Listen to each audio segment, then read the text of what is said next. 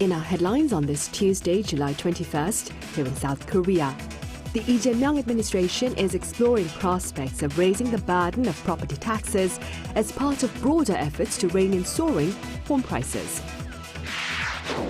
Meanwhile, the National Assembly passes a bill that extends the special counsel investigation into former President Yoon Suk-yeol and his wife Kim Gun-hee on charges of insurrection and abuse of power. On the international front, not only are the US and Iran doubling down on their military strikes against each other, their leaders are also engaging in a war of words about their future intentions. We start with prospects of changes in South Korea's tax policy to tackle soaring housing prices. Our Blue House correspondent Song Yoo-jin explains. With the government expected to unveil a new package of housing measures later this month, President Lee Jae-myung offered fresh clues about what could be included.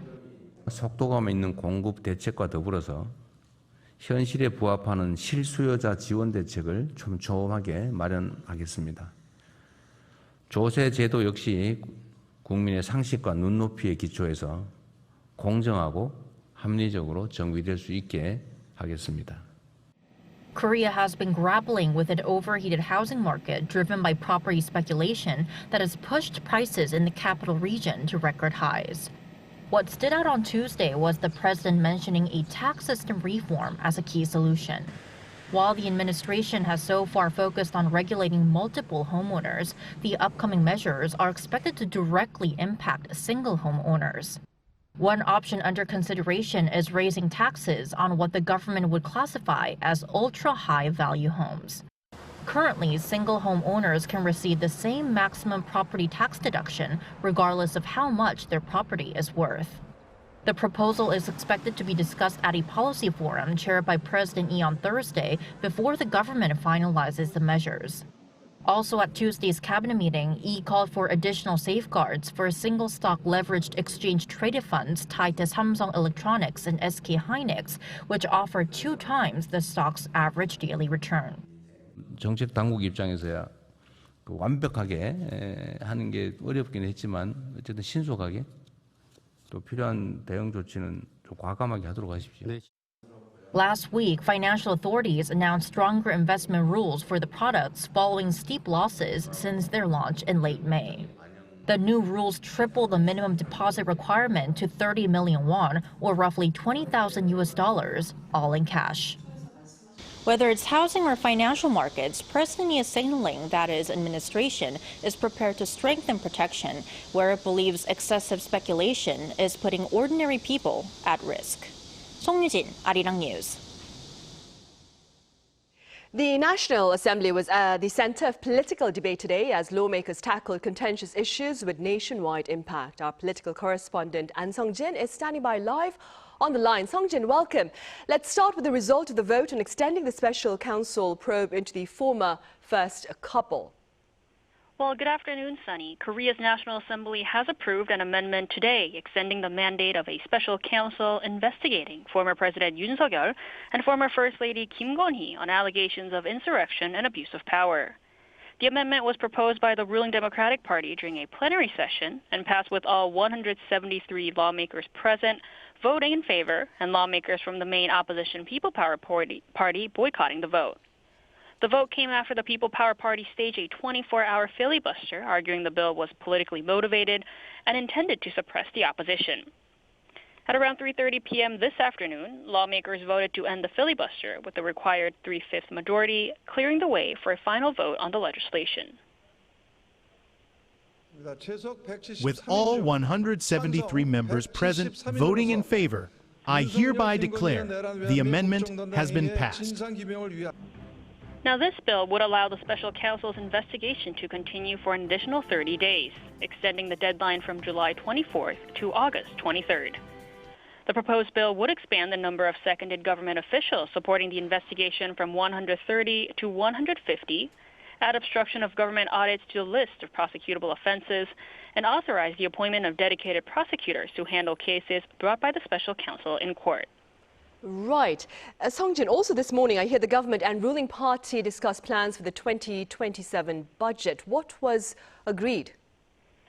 Right. So at a party government policy meeting on Tuesday morning at the National Assembly, the ruling party stated that it is looking to reinvest additional tax revenue generated by the semiconductor boom and restructure government spending.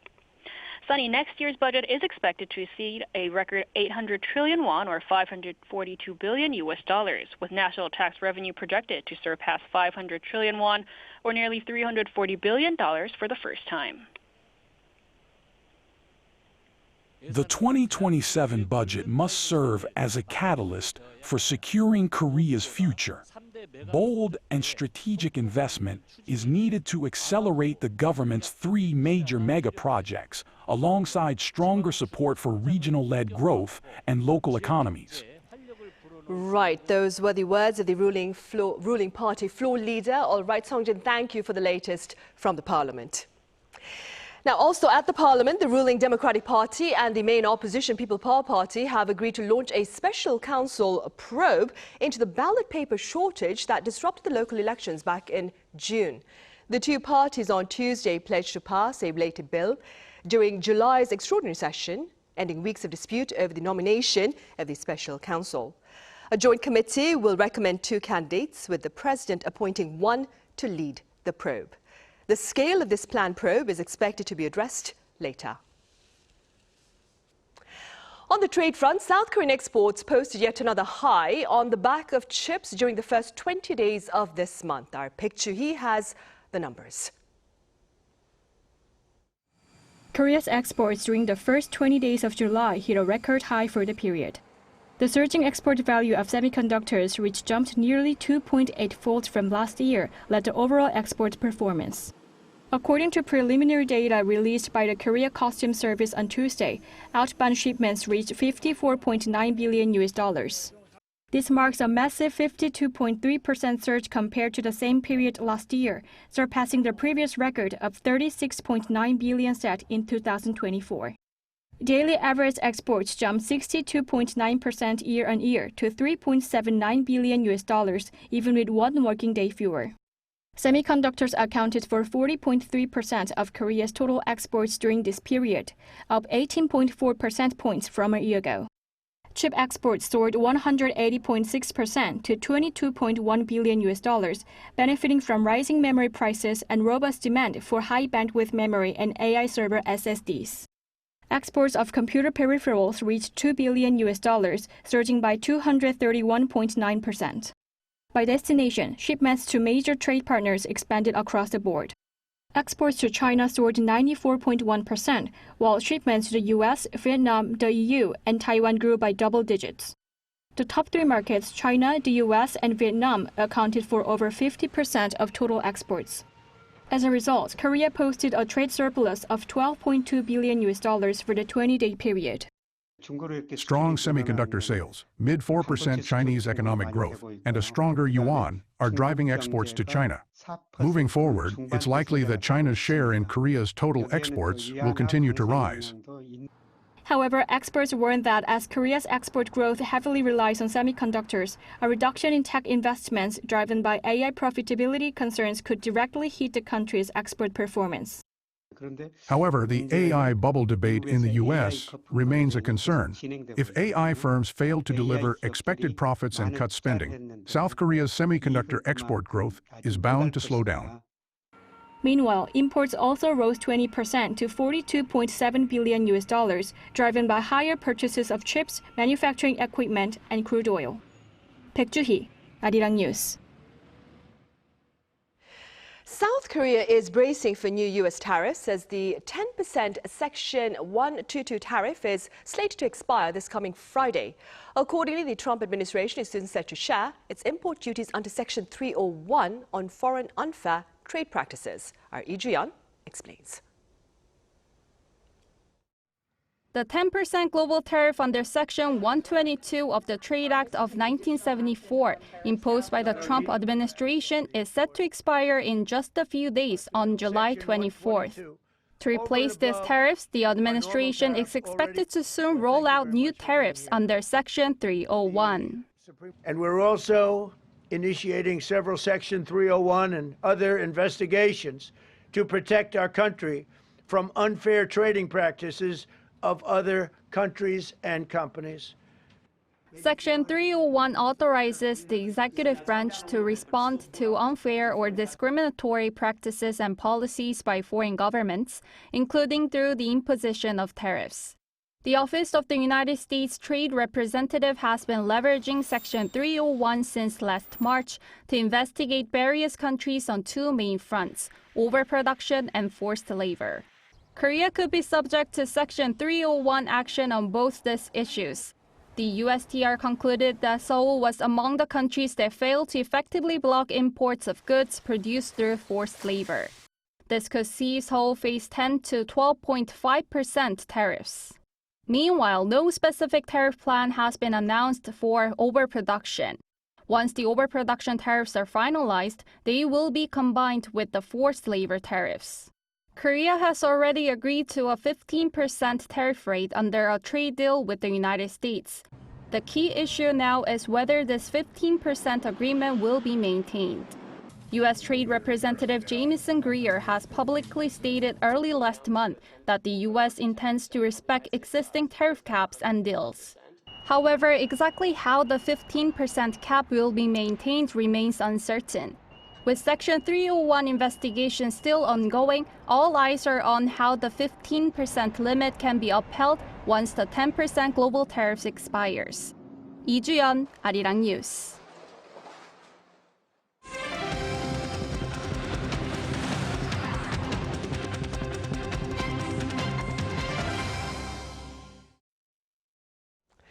Not only are the US and Iran doubling down on their military strikes against each other, their leaders are also engaging in a war of words about their future intentions.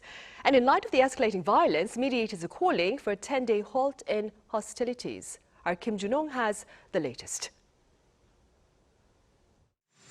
U.S. President Donald Trump vowed that Iran would pay many times over for the deaths of American soldiers.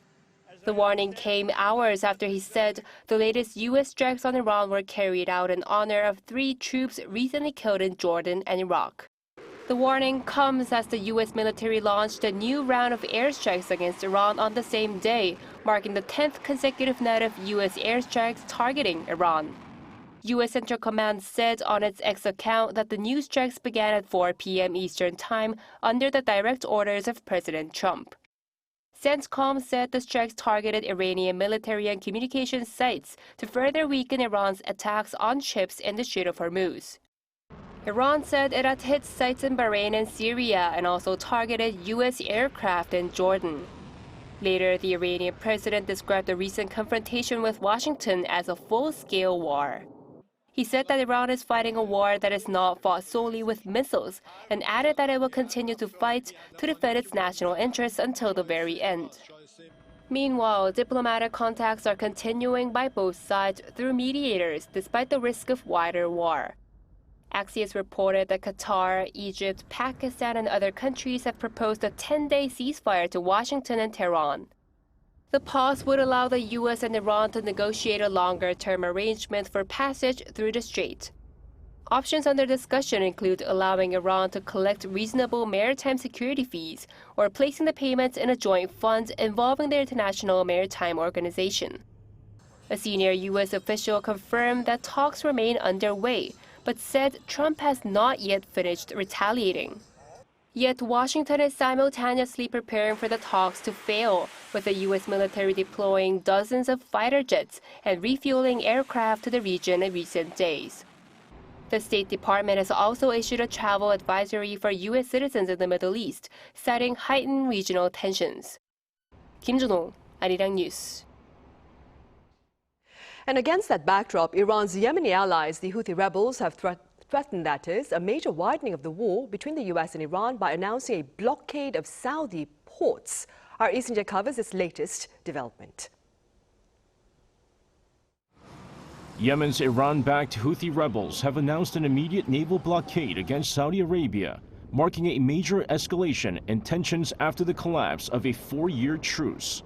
In a televised statement Monday, the Houthis declared what they called a maritime embargo against Saudi Arabia, saying the move was retaliation for what they described as the kingdom's nearly 12-year blockade of Yemen's ports and airports, as well as the exploitation of the country's resources. The Yemeni armed forces announced a maritime embargo against the criminal Saudi enemy based on the equation of a blockade for a blockade, and it will enter into force effective immediately upon the issuance of this statement. The announcement follows a sharp rise in hostilities last week. The Houthis fired missiles at Saudi Arabia after accusing the kingdom of carrying out an airstrike on an airport under their control. Saudi Arabia has not publicly accepted responsibility. The missile attacks were the first claimed by the Houthis against Saudi Arabia since an informal ceasefire took effect in March 2022. The truce had largely held despite Yemen's long-running civil war between the Iran-backed Houthis and the Saudi-backed internationally recognized government. Analysts warn the renewed conflict could have consequences well beyond the region. They say any disruption to shipping routes could affect not only oil and natural gas, but also container cargo, food, fertilizer, coal, and other goods moving between Asia, Europe, and the rest of the world. Everything can be affected because not only oil or natural gas is shipped through this strait. Other cargoes from Asia, such as containers, food as well, fertilizers, coal, and everything else that can be loaded onto the ship and shipped or sailed to the Europe or other part of the world that needs to pass this strait, it might be affected. The Houthis have been fighting Yemen's internationally recognized government for more than a decade, and the latest developments raise fresh concerns that the conflict could once again threaten regional security and global trade. Lee Seung-jae, Arirang News. Meanwhile, North Korea and Russia are reinforcing their strategic partnership with top diplomats from the two countries meeting in Moscow to pledge deeper collaboration and mutual support. Our Kim Do-yeon reports. During their third strategic dialogue in Moscow on Monday local time, North Korean Foreign Minister Choi Sun-hee and Russian Foreign Minister Sergei Lavrov focused on implementing the comprehensive strategic partnership signed by their leaders in June 2024. By explicitly numbering the dialogue, the two nations signal a clear intent to regularize and institutionalize this diplomatic channel. Today, our task, dear Comrade Minister, is to see what additional impetus we can give to cooperation, both through bilateral channels and in relation to issues of regional and international security. Under Article 4 of their 2024 Security Pact, the agreement includes a mutual defense clause requiring both sides to provide immediate military and other assistance if either comes under attack.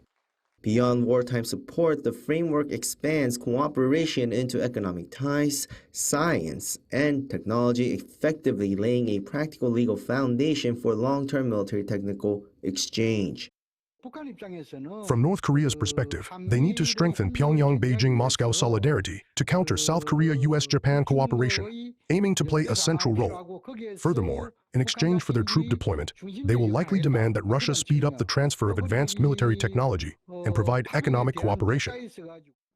The two sides also emphasize the UN Charter's principles of sovereign equality and non-interference. This is widely viewed as groundwork for a joint strategy to push for the neutralization of international sanctions against North Korea at the upcoming UN General Assembly in September. By solidifying ties with Moscow, Pyongyang aims to elevate its strategic position.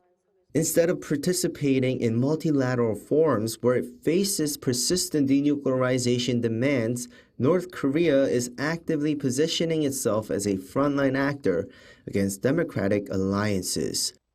Kim Do-yeon, Arirang News. In other news now, training smarter AI could soon take a quantum leap. South Korean researchers say they've used quantum computing to train a powerful AI model up to 64 times faster than conventional computers. Our Kim So-young has details. Type in few words, and generative AI conjures up an image in seconds. But push it further, ask for something more complex, and the system starts to struggle. Computation spikes, speed drops, and the results can fall apart. The technology researchers believe could fix that is called a Boltzmann machine, a neural network designed to mirror how the human brain processes information. It's long been considered the gold standard for generative AI, capable of capturing intricate relationships within data. However, it's notoriously hard to train. Training a Boltzmann machine is extremely difficult. In practice, that means relying on workarounds, just to make it computationally feasible. That is why researchers have started using quantum computing. Rather than evaluating possible outcomes one by one, a quantum computer can explore many states simultaneously. In this study, it reached accurate solutions up to 64 times faster than a classical computer, not an approximation, but the accurate answer. The potential applications are significant. A well-trained Boltzmann machine could be used to accelerate materials discovery and improve semiconductor design. If you train the model on molecular structures with specific properties, it can generate new structures that share those properties but take entirely different forms. The study, published in the journal Physical Review E, is noted as an early demonstration of quantum computing applied to a practical AI training problem. Kim So-young, Arirang News.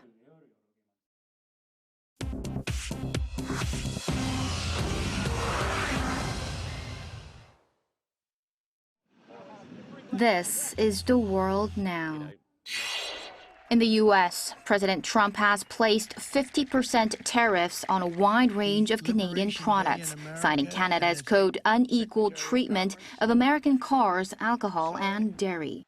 Trump used Section 338 of the 1930 Tariff Act, which allows tariffs of up to 50% on imports from specific countries. The new tariffs cover items including wine, hockey sticks, cement, dairy products, swimming pools, furniture, fishing rods, and wigs, and takes effect on August 19th. The White House pointed to Canada's dairy system and provincial bans on U.S. alcohol sales as justification for the tariffs. In New York, authorities have arrested a man after he started a fire and ignited fireworks outside an Immigration and Customs Enforcement office. Officials said the suspect was a U.S. Army veteran who served from 2001 to 2005. He was allegedly carrying anti-ICE literature and poured gasoline on the stairs of 26 Federal Plaza in Lower Manhattan on Monday morning, set it on fire, and ignited fireworks. The building also contains an FBI field office. A Federal Protective Service officer who detained the suspect sustained minor injuries, and 2 other people were also lightly hurt. FBI officials described the suspect as an anti-American, anti-government extremist. In the U.S., the Food and Drug Administration says an initial positive test on lettuce linked to a nationwide cyclosporiasis outbreak turned out to be a false positive, but the agency says its conclusion about the source of the outbreak hasn't changed. The FDA had tested Taylor Farms lettuce at the U.S.-Mexico border and found it tested positive for the cyclospora parasite. But quality control checks later showed that result was a false positive. Even so, the agency says its traceback investigation and outbreak data still point to shredded iceberg lettuce from Taylor Farms locations in central Mexico, which was also served at some Taco Bell locations. More than 1,600 people across over 30 states have been sick due to the outbreak. Taylor Farms is continuing a voluntary recall. Officials say cyclospora is unusually hard to trace because of its long incubation period and because the parasite can't be cultured or genetically sequenced in labs. English football legend Kevin Keegan has died at the age of 75. His family revealed in June that he had stage 4 cancer. Keegan was the only British footballer to win the Ballon d'Or twice. He starred for Liverpool, where he won 3 league titles and the European Cup before moving to Hamburg for a British transfer record fee. Keegan also captained England 31 times and later managed Newcastle United and the England national team. Chu Ji-hyun, Arirang News.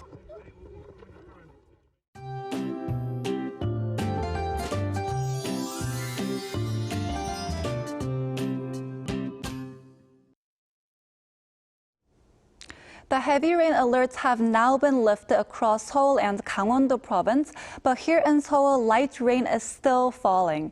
In fact, the rain band has moved farther east than it was earlier, though it still stretches across the central regions. Through today, central regions could pick up as much as 80 millimeters, while the Jeollado and Gyeongsang-do provinces may see another 5 to 60 millimeters of rain. And some parts of the central regions could see 20 to 50 millimeters of downpours an hour. Meanwhile, farther south where the rain has let up, plenty of sunshine is pushing temperatures much higher. Heat advisories and warnings remain in effect for parts of the southern regions. It'll feel as hot as 35 degrees Celsius in some spots, and even after sunset, temperatures won't cool off much, bringing another round of tropical nights. Looking ahead, the seasonal rain front will continue moving north and south, bringing on and off rain to many parts of the country over the next several days. Now here's a look at the weather around the world.